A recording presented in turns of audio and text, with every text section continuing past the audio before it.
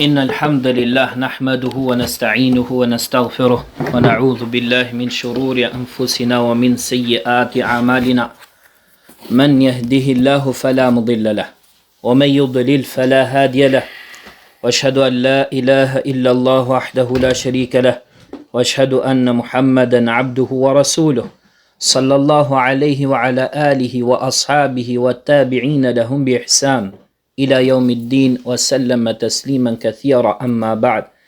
Të gjitha lavdërimet I takojnë Allahut subhanahu wa ta'ala. Atë lavdërojmë, ndihmë dhe falje vetëm prej Tij kërkojmë. I kërkojmë mbrojtje Allahut nga keqja vetëve tona dhe punëve tona. Atë që udhëzon Allahu nuk ka kusht ta humb, ndërsa atë që e çojnë humbje nuk ka kusht ta udhëzoj. Dëshmoj se nuk ka të adhuruar tjetër me të drejtë përveç Allahut vetëm pa ortak. Po ashtu dëshmojmë se Muhamedi sallallahu alaihi wasallam është robi dhe I dërguari I Tij.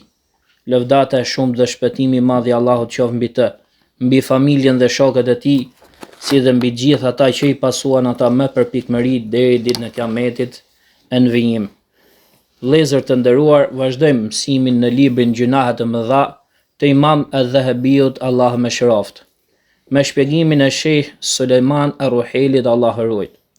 Thot Sheh Sulejman ar-Ruhaili në mësimin pra që do të mbajmë sot, vazhdojmë mësimin në librin Gjunahet e Mëdha të Imam al-Dhahabiut, Allahu më shëroft, dhe ne nuk ka dyshim se kemi shumë nevojë që t'i dim dhe të njohim se cilat janë gjunahet e mëdha, me qëllim që të ruhemi prej tyre, të largohemi prej tyre, dhe prandaj që njeriu duhet nxitoj që të pendohet tek Allahu subhanahu wa ta'ala, sidomos ai që ka ra në ndonjë prej këtyre gjunaheve të mëdha, apo në disa prej tyre, pra të nxitoj dhe të shpejtoj që të pendohet tek Allahu subhanahu wa ta'ala.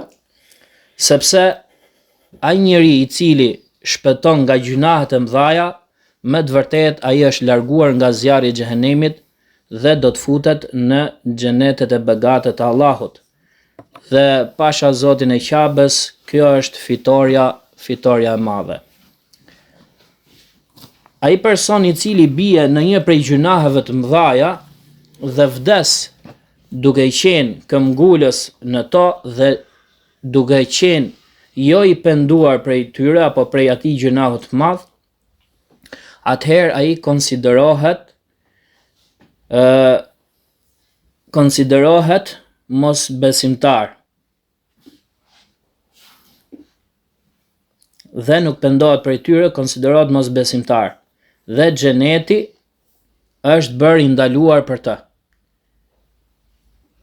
Normalisht këtu bëhet fjalë për gjunahet e mëdha të cilat nxjerrin prej feje, sepse shehu ka përmendur këtu dhe nuk pendohet prej saj, sepse ka gjunahe të mëdha të cilat nuk janë kufër I madh, që njeriu vdes por se rrezikon që të futet në zjarrin e xhehenemit dhe nuk del prej feje. Ama këtu shehu ka për qëllim gjunahet e mëdha të cilat nxjerrin prej feje. Dhe thot do të jetë prej banorëve të zjarrit. Pra ja tani e thekson shehu, ama nëse janë këto gjunahe të mëdha që janë poshtë kufrit, pra nuk janë kufri I madh që nxjerrin prej feje, atëherë ai është I kërcënuar me zjarr. Prandaj që ne kemi shumë nevojë që t'i dim se cilat janë gjunahet e mëdha. Po ashtu kemi nevojë që këto t'u mësojmë familjeve tona dhe fëmijëve tonë me qëllim që ato të ruhen prej tyre. Dhe përderisa njeriu tregon kujdes të madh që të shpëtoj pra në këtë jetë dhe të shpëtoj në këtë jetë, atëherë ajo që është më e madhe dhe më e rëndësishme për njeriu është ai të shpëtoj në ditën kur do dalë përpara Allahut subhanahu wa ta'ala. Prandaj që duhet I kushtojmë rëndësi dhe vëmendje të madhe gjunaheve të mëdha me qëllim që të ruhemi mos të bimë në to.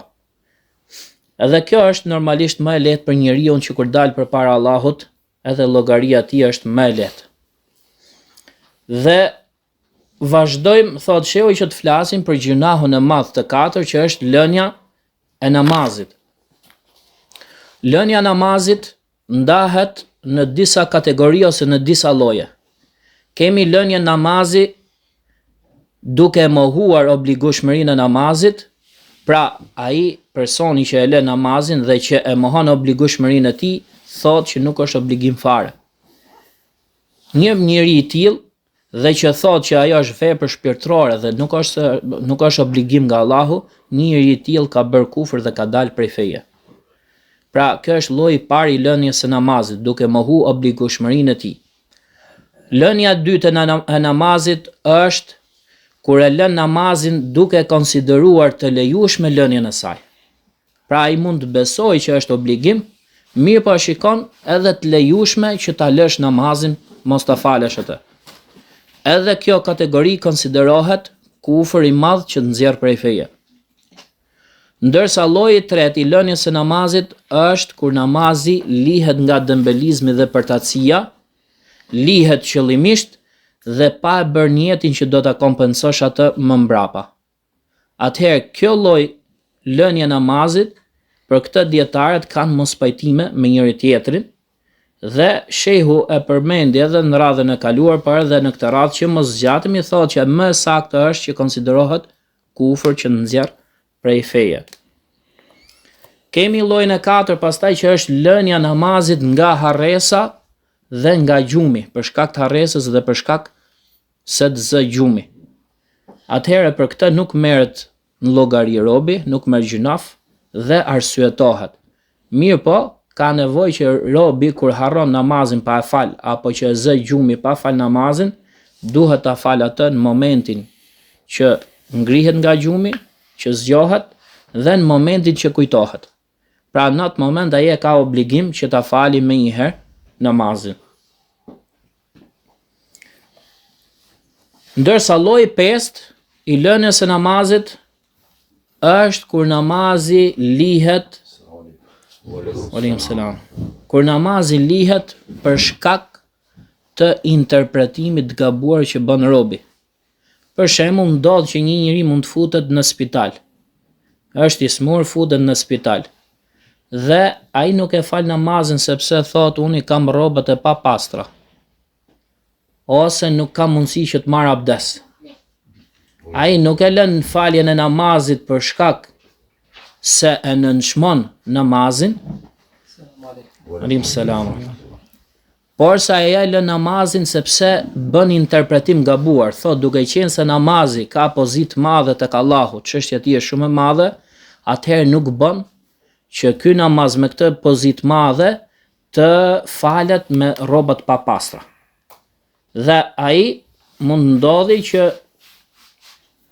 mos e fali për një kohë gjatë namazin, madje edhe mund ndodhi që ai të vdesi pa falur namazin. Pra ai e ka lënë pa falur namazin për shkak se mendon që nuk bën të falesh me rrobat papastra, sepse namazi ka pozitë tek Allahu dhe duhet me i dhon atë vlerësimin që i takon. Pra kjo është një interpretim i gabuar që bën ai.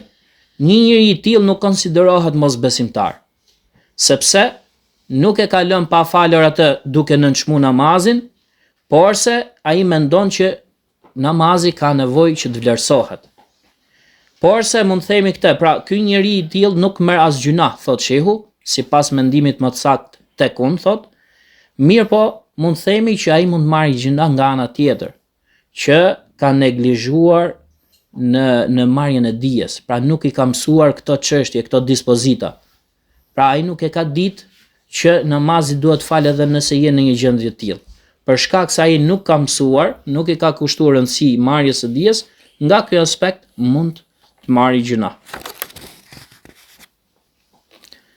Çështja që shtrohet pastaj është kjo, që kur mund themi që një njeri e ka lënë namazin?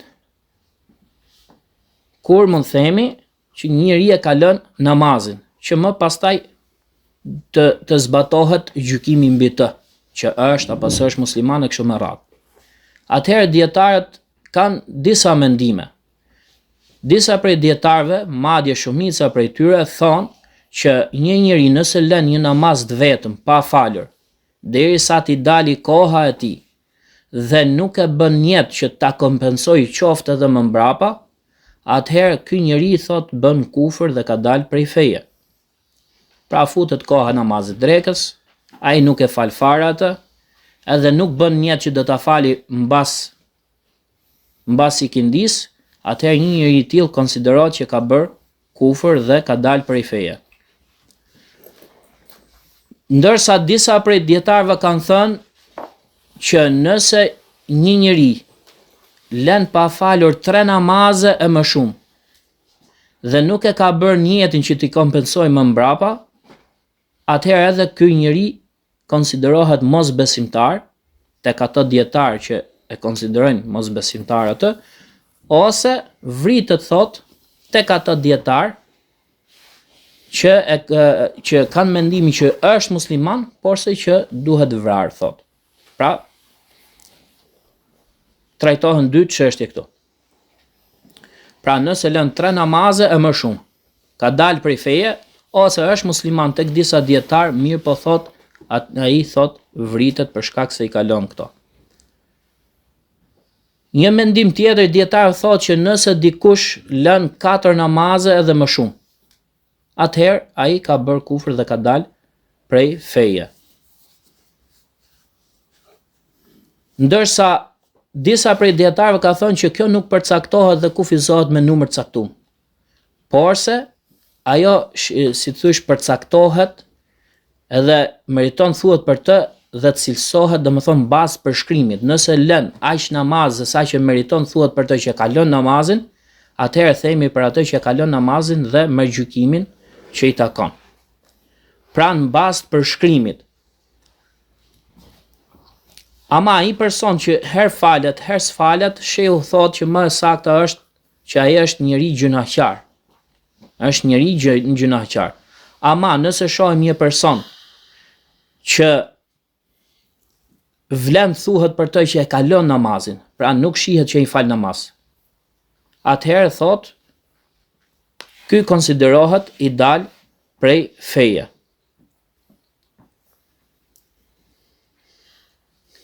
Dhe kjo është mendimi më i saktë i dietarëve. Pastaj këtu Imam Adh-Dhahabiu Allahu më shëroft fillon përmend argumentet nga hadithet, sepse në radhën e kaluar përmend argumentet nga Kurani për lënien e namazit, pra për gjykimin që lënia e namazit është kufër, ndërsa tani fillon përmendi argumentet nga hadithet pejgamberike sallallahu alaihi wasallam. Pra mbasi u bë e qartë llojet se sa lloje është lënia e namazit, dhe pastaj kur themi që një person e ka lënë namazin, atëherë shehu fillon dhe përmend tani argumentet të cilat tregojnë për gjykimin e lënies namazit. Ndaj Imam Adh-Dhahabiu Allahu më shëroft thot, po ashtu ka thënë pejgamberi sallallahu alaihi wasallam, al-ahdu alladhi baynana wa baynahum as-salah, faman tarakaha faqad kafar. Besa midis nesh dhe midis tyre është namazi. Kush e lën atë, ai ka bër kufër, pra ka dalë prej feje. Këtë hadith e ka transmetuar Imam Ahmedi dhe ka saktuar Sheikh Ibn Bazi dhe El Albani Allahu më shëroft. Kuptimi i këtij hadithi është që çështja dalluese dhe besa mbrojtëse midis neve muslimanëve dhe midis hipokritëve, munafikëve, të cilët e fshehin kufrin dhe shfaqin islamin, është namazi. Kush e shfaq namazin, neve trajtojmë atë sikur se trajtojmë muslimanët dhe e mbrojmë gjakun e tij. Ama nëse ai lën namazin, atëherë ai ka bër kufër, pra ka mohuar, qoftë nga ana jashtme, qoftë nga ana e brendshme me zemrën e tij. Pra, ato ishin me zemër ishin mosbesimtar, hipokritët. Ndërsa nga ana jashtme, për shkak se falin namazin, konsideroheshin musliman. Mirë, po moment që ata e lanë namazin, atëherë konsiderohen mosbesimtar, si nga ana e brendshme edhe nga ana e jashtme, thot shehu. Ndërsa disa prej dietarëve e kanë komentuar dhe shpjeguar hadithin duke thënë se çështja dalluese dhe besa mbrojtëse midis nesh, neve muslimanëve, dhe mosbesimtarëve në përgjithësi, qofshin ata hipokrit apo jo hipokrit, është namazi. Kush e lën namazin, ai konsiderohet mosbesimtar. Dhe kjo është më afër të vërtetës dhe Allahu di më së miri, thot shehu. Pra është e përgjithshme që besa midis nesh dhe atyre jo besimtarve në përgjithësi është lënia e namazit. Kush e lën atë ka bërë kufër. Ndërsa shumica e dietarëve, të cilët kanë mendimin se lënsi i namazit nuk ka dalë prej feje, por se është musliman, pra ai që e lën namazin nga dembelizmi, quhet musliman, shpjegojnë këtë hadith dhe thonë se kuptimi i këtij hadithi është që kush e lën namazin duke mohuar obligueshmërinë e tij, atëherë ai ka bërë kufër. Pra ata që kanë mendimin që lënsi i namazit është musliman, këtij hadithi i japin kuptimin që kush e lën atë duke mohuar obligueshmërinë e tij. Ndërsa disa të tjerë thonë që kush e lën namazin duke e konsideruar të lejueshme lënien e tij, atëherë ai ka bërë kufër. Po ashtu dhe disa dietar tjerë thonë që kush e lën namazin, ai ka bërë kufër. Dhe kjo është kufër, jo kufër i madh, por është kufër i vogël, që nuk të nxjerr prej feje. Dhe mendimi i katërt është që kush e lën namazin, ai ka bërë kufër. Do të thotë meriton atë që meriton mosbesimtari, domethënë meriton që të vritet. Pra, këto dietarë që kanë mendimin që lënsi i namazit është musliman, këtë hadith që thotë kush e lën namazin, domethënë vesa midis nesh dhe jo besimtarëve është namazi, kush e lën atë ka bërë kufër. Kufri për qëllim këtu nuk është kufri që nxjerr prej feje. Kështu thonë këto dietarët që përmendëm, që janë edhe shumica. Mirë po thot shehu që ajo që është më e sakta dhe Allahu e di më së miri, është ajo që neve kemi përmend që është mosbesimtar, thot. Sepse pejgamberi sallallahu alaihi wasallam ka thënë që besa midis nesh dhe midis tyre është namazi. Pra, çështja dalluese midis tyre dhe midis nesh dhe besa midis nesh dhe midis tyre është thot namazi. Pra, ajo që është më e qartë, thot, është se është për qëllim kufri që nxjerr prej feje këtu, thot. Sepse namazi është pikërisht ai me cilin thot bëhet dallimi midis besimtarit dhe jo besimtarit. Pra, shehu këtë çështje e ka trajtuar shumë, edhe pse unë jam përpjek që ta shkurtoj atë, shehu e ka përmend jashtëzakonisht tepër. Thot autori pastaj Imam Dhahabiu Allah më shëroft, po ashtu pejgamberi sallallahu alaihi wasallam ka thënë: "Men fatathu salatu al-asri habita 'amaluhu." Ati që i humbet namazi i kindis, ati i është azgjësuar vepra e tij. Pra veprat janë azgjësuar. Dhe këtë hadith e ka transmetuar Imam Buhariu në Sahihun e tij.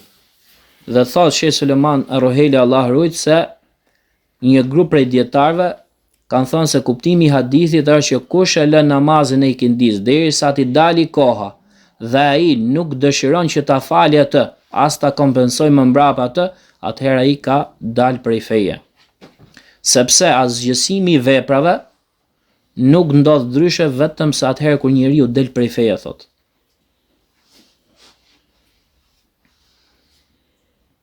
Atëherë thot si është çështja kur dikush lën një namaz, po kur lën gjitha namazet, thot, normalisht që kjo është akoma më parsore që ai ta meritoj gjykimin që konsiderohet mosbesimtar dhe t'i azgjësohen veprat.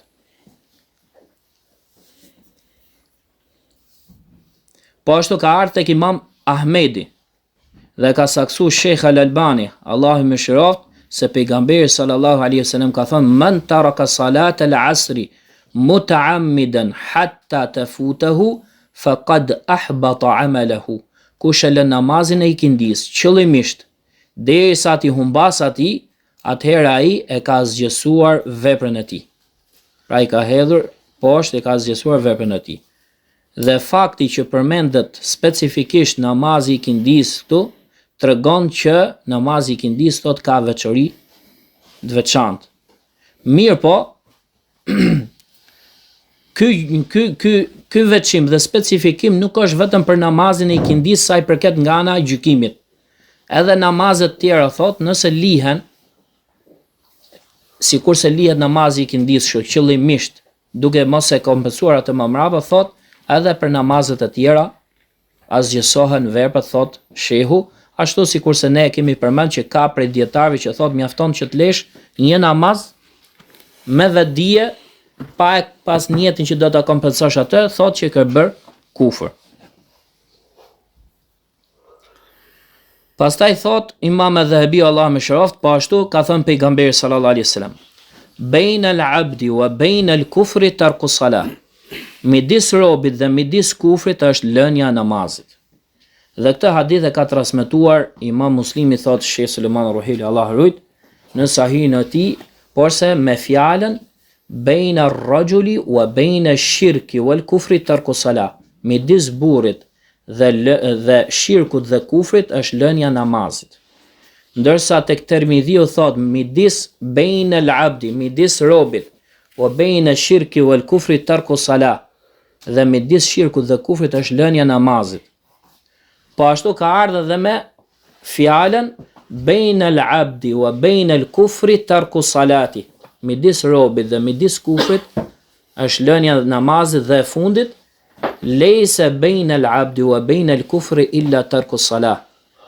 Nuk ka gjë tjetër që pengon pra midis robit dhe midis kufrit përveç se lënia e namazit. Pra thot që aty ku thot që midis burrit ka për qëllim jo burri specifikisht, por sa aty përfshihet edhe gruaja edhe burri. Pra është për qëllim midis robit, midis njeriut dhe kufrit, është lënia e namazit.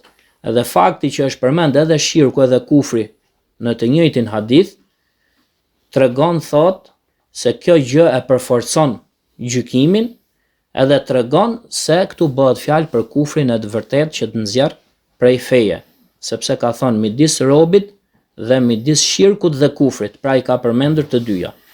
Edhe kjo e përforcon gjykimin që kjo është kufër i vërtet që të nxjerr prej feje.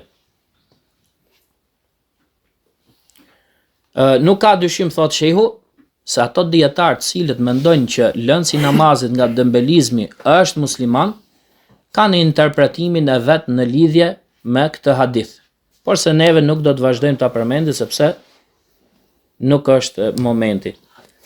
Thot autori Allah më shëroft, duke përmendur hadithet, po ashtu në sunenet është transmetuar se i dërguari Allahu sallallahu alaihi wasallam ka thënë: "Man taraka salata muta'ammidan faqad bariyat minhu dhimmatullah." Kush e lën namazin qëllimisht, prej tij është larguar mbrojtja, siguria, garancia e Allahut të lartësuar. Dhe këtë ka thënë Mekhuli nga Abi Dharr radiallahu anhu, por se nuk e ka arritur atë. Pra Mekhuli nuk e ka arritur Abu Dharrin. Mirë po, ky hadith është hadith i sakt, e ka saktësuar Sheikh Al-Albani, edhe vetë Sheikh Sulejman Ruhili thotë që ky është hadith i sakt dhe i vërtet. Pra aty thotë që kush e lën namazin qëllimisht, prej tij është larguar siguria, mbrojtja dhe garancia e Allahut të lartësuar, domethënë që ai ka dalë prej fesë islame dhe është bërë prej mosbesimtarëve. Pastaj Imam Dhahabiu Allah më shëroft thot, ka thënë Umari radiallahu anhu, amma annahu la hadha li ahadin fil islam adaa as-salah. Thot nuk ka njeri, nuk ka pjesë askush domethënë në islam, ose nuk ka pjesë në islam ai i cili e lën namazin ose e humbet namazin. Nuk ka pjesë në islam. Dhe këtë Umeri radiallahu anhu thot shehu ka thënë në fundin e jetës tij, atëherë ku e qelluan atë me thik dhe kur sahabët u futën tek ai. Transmetim tjetër që përmend Imam Adh-Dhahabiu është, po ashtu ka thënë Ibrahim an-Nakhaiu, "Man taraka as-salata faqad kafar." Kush e lën namazin, ai ka mohuar, ka bërë kufër. Po ashtu këtë gjë ka thënë dhe Ayub as-Sikhtiyani, dhe që të dy ishin prej tabiinëve të mëdhej. Po ashtu thot Sheikh Sulejman Ruhili Allah rujt se Jarir at-Tabari, Ibn Jarir at-Tabari ka transmetuar nga Abdullah ibn Shaqiq edhe ai nga Abu Huraira radiallahu anhu se ka thënë: Kana ashabu Rasulillahi sallallahu alaihi wasallam la yarawna shay'an min al-a'mali tarkuhu kufrun ghayra salah. Sahabët e të dërguarit Allah sallallahu alaihi wasallam ishin të tillë që nuk shikonin ndonjë gjë tjetër prej veprave që lënia e saj është kufër përveç namazit. Këta e kanë transmetuar Al-Hakim, Tirmidhiu e të tjerëve të tij. Dhe Abdullah ibn Shaqiku është tabiin prej tabiinëve të mëdhej. Dhe këta e therë po ashtu e ka saksu edhe Sheikh Al-Albani, vetë Sheikh Al-Albani, Allahu e mëshiroft. Pra, ky tabiin transmeton nga Abdullah ibn Shaqik se ai ka përcjell se sahabët këtë çështje shikojnë, lënia namazin shikojnë si çështje të madhe. Edhe shikonin prej çështjeve që nëse dikush e lën atë, ajo është kufër që të nxjerr prej feje. Dhe këtu kemi dy dobi, thot shehu. Nga ky transmetim përfiton dy dobi. E para, që sahabët që të gjithë kishin këtë mendim. E dyta është se ky transmetim që ka ardhur për sahabët e hedh poshtë interpretimin e atyre dietarëve që kanë mendimin se është musliman lënsi namazit nga dembelizmi, pra interpretimin që ata i bëjnë haditheve të mëparshëm që neve i përmendëm. Sepse ata thonë që është kufër i vogël, jo kufër i madh. Thot, ky transmetim e hedh poshtë interpretimin e tyre. Për shkak se të gjithë sahabët kishin mendimin që është kufër që nxjerr prej feje.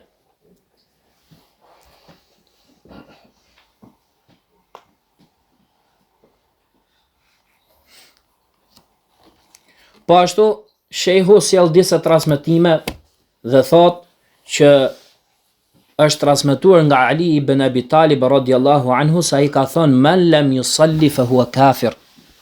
Kush nuk falet ai është mosbesimtar. Ndërsa nga Abdullah ibn Amr ibn As radhiyallahu anhuma është transmetuar se ka thënë: "Man taraka as-salata fala dina lahu." Kush e lën namazin nuk ka fe. Pra nuk ka fe, dhe këtë ka saktësuar Sheikh Al-Albani, Allah më shëroft. Po ashtu e transmetua edhe nga Abu Dardaja, i cili ka thënë: La imana liman la salata lahu. Nuk ka besim ai që s'ka namaz.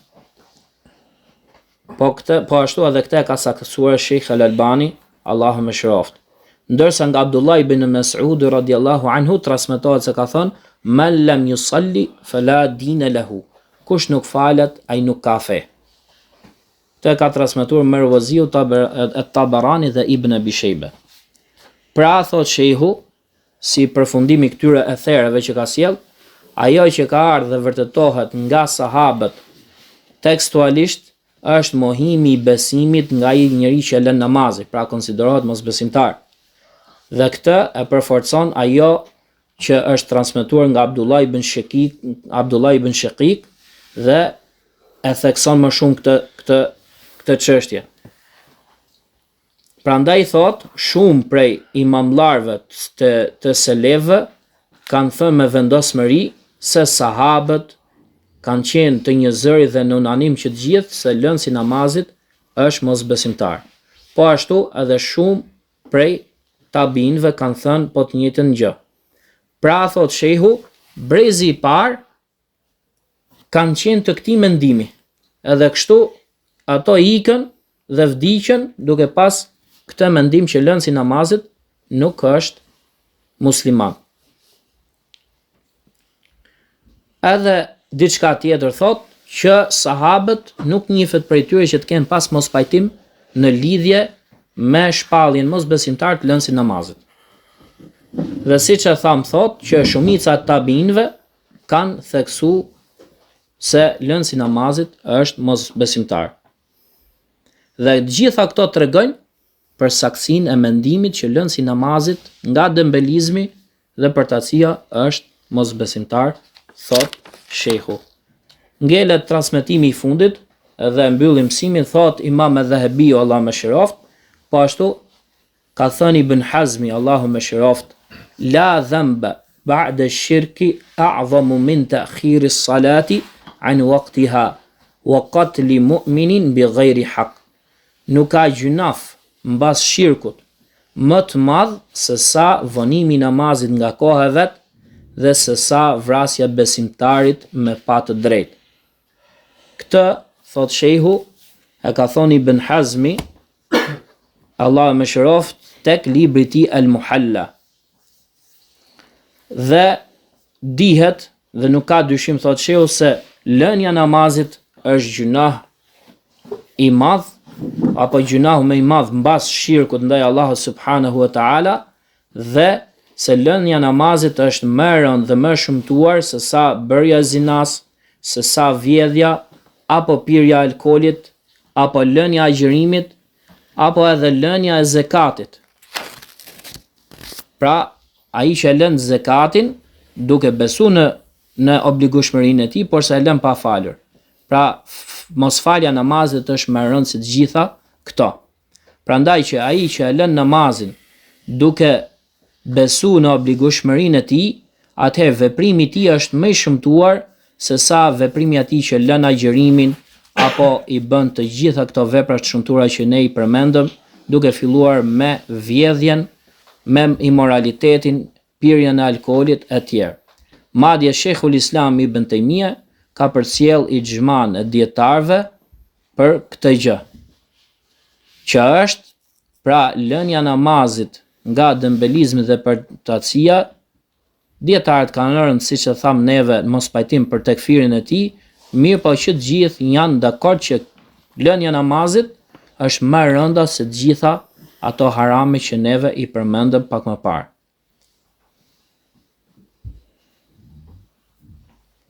Mjaftoj me kaq. Lusë Allah në bëj dobi neve dhe juve. Wa sallallahu ala nabina Muhammad wa ala alihi wa ashabihi ajma'in.